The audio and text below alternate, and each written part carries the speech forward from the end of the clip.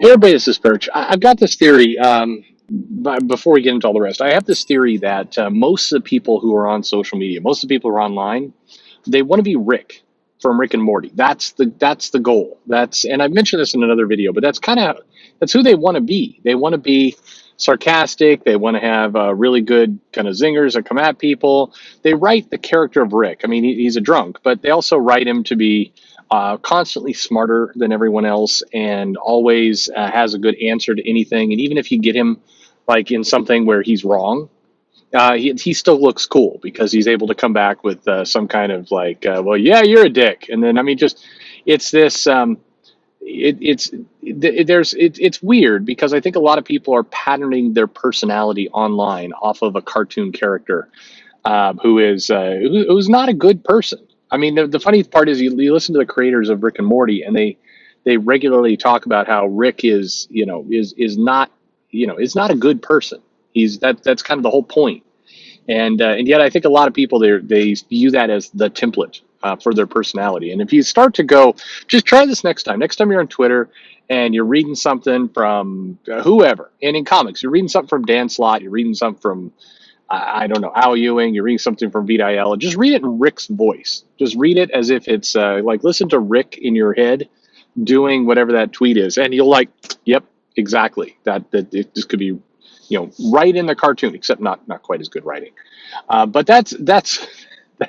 It's weird. It's weird. What's weird to me is that people choose that. Like this is. I see this cartoon. I see this thing. I'm missing the point that the character is not meant to be admired, and instead I'm all in on it. It's strange to me that's what happens. But regardless of all of that, I we're looking at a time where an increasing number of comic professionals are leaving Twitter. They're not as involved. They're doing less. They're using it kind of as in a weird way. I recommended. I've done it a couple times in videos, but I recommended that if you're a comic professional, if you're a writer, an artist, or somebody who works in the business, consider using Twitter for pure marketing, pure advertisement, and nothing else. Basically, get your tweets all done at night ahead of time. Schedule them. You can use a little like run. It's like run Twitter ads, but basically you run your tweet schedule. There's also third-party tools you can do this with, where it's like you just set a time and the tweet goes out at that time. And, try it that way. Basically, take yourself out of Twitter. Take yourself and the emotion and whatever's going on, whatever the trending topic is, whatever, Trump has done or Biden has done, or, whether somebody doesn't have a mask or dogs have bitten somebody in the crotch on a ring cam and it's hilarious, whatever it happens to be. Take yourself out of Twitter, write your stuff at night, and then just execute. Just they'll go off during the day. And what's funny about that is you're seeing, like the James Tinney and Scott Snyder's, Mark Millar's now left for his newsletter. You're seeing like the bigger names have all migrated to that. Now, I keep in mind they didn't do that because of me, but it's weird to see them basically. Somebody has gone, aha, the light bulb's gone off, and Twitter is now the place where I schedule out tweets about the comic I have coming out, or about something I'm promoting or hawking, or some convention I'm going to be at, and the personal commentary is just going away. And I don't think this is any kind of great victory for the people who say, hey, professionals in comics should just do professional tweets, nothing else. I think it's more exhaustion. I think at some point it's like, hey, I keep noticing I'm missing deadlines, and I'm involved in all these kind of random Twitter feuds, and I can say for a fact at least one editor at Marvel has recently been contacting writers and artists and saying, hey, I can't help but notice that you posted 80 tweets today and your pages didn't come in. And this has been a little bit of a crackdown. So, I mean, I'm seeing this interesting. The people who do not have active work, of course, are still yelling and screaming. But the people who are at the big two seem to be increasingly just exiting stage left and using it for pure, just very very dull account. Who was it that I don't know? I was seeing some fans who are podcasters. What do you call those people? Like podcasters. We'll say that. And they're like, with this Twitter account of this one creator is very boring now. I've seen people say that about Scott Snyder. Like his Twitter is just very boring now. I miss when he would say things. I don't think Scott Snyder ever actually said too much in his Twitter account. He typically was a, hey, I've got a book, or hey, I'm, my kid's going to school, or hey, I've got a book. It tended to be like that, and he never really waded into too much. But it's interesting to see it slowly develop. And it begs the question, and I've asked this before, is there any value to being on social media at all? Forget about the drawbacks and whatever, perceived negatives there are. If I'm isolating fans, or I'm not isolating fans, or I'm getting involved in time consuming nonsense. But as a marketing tool, is there any point to some of these platforms?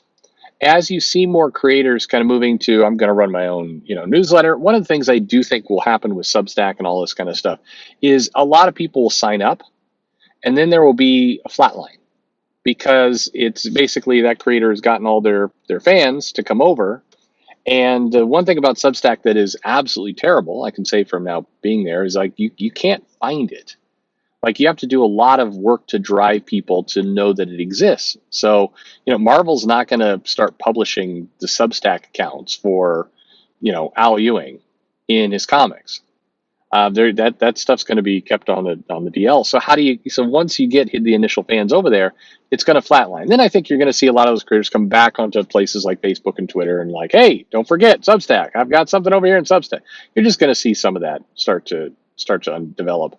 And I think that it will balance itself out. But in a world where a number of these companies, because for I don't know, 3-4 years now, the drumbeat has been comic pros should just stick to promoting their comics. Okay.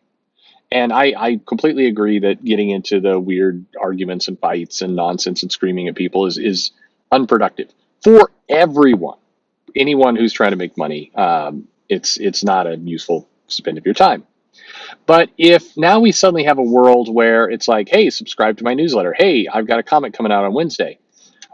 What happens to social media? Because Twitter has, in particular Twitter, but Facebook as well, has trained everyone that that's the place you go to get a fight and to see kind of random nonsense. And if you're just getting what serves as kind of a promotional ad for something, is anybody going to care? Will it lose interest? I'm struck by the people who are like, wow, this account's staying on business and the account's very boring now. Well, that's what people have been asking for. So if everybody does that, then now what? I think that artists have an advantage here. And I think this is where, people who have Instagram, people who post their art to Twitter, people who say, here's a sketch in progress. You look at Brett Booth's Twitter, and he has this constant. He's like, here's a tiny little, like a close-up of something I'm drawing. Can you guess what it is? He's got the material to show what he's doing, that his Twitter feed is always very interesting. He posts other stuff, but the images, he could cut everything out but what he's currently drawing at the time. It'd be a fascinating account to follow. But I think writers have a much harder time with that. Writers are in this position where, they could show a script. Interesting enough, Chris Claremont's Instagram feed is fascinating. Like he'll post little sneak peeks of stuff and everything else, and I think it's pretty cool. But generally speaking, how do these people get attention? Because I believe that's where we got into a lot of this trouble in the first place. People are trying to get attention. They're trying to stand out. And so they do that by doing hot takes and becoming, Rick from Rick and Morty. That's how we spiraled into where we currently are. But where does this go from here? We're in an interesting spot right now because a number of people have left social media. They'll be back in some form. They're trying other vehicles. They're trying a newsletter. I think for some of these people, a newsletter is going to be very productive because in a newsletter, when you're writing this thing out and you're sending out to people, it's a little harder to go on kind of weird, rage threads when you're writing out a newsletter and then entering into the Substack tool and hitting submit. It's more difficult to do that. Nobody wants to read a newsletter of you just dunking on some politician somewhere. It's that also gets old fast. So we're in this whole new world where the marketing and everything else is really changing, and what that looks like is going to be fascinating. But anyway, let me know what you think in the comments below. Like and subscribe, and thanks for listening.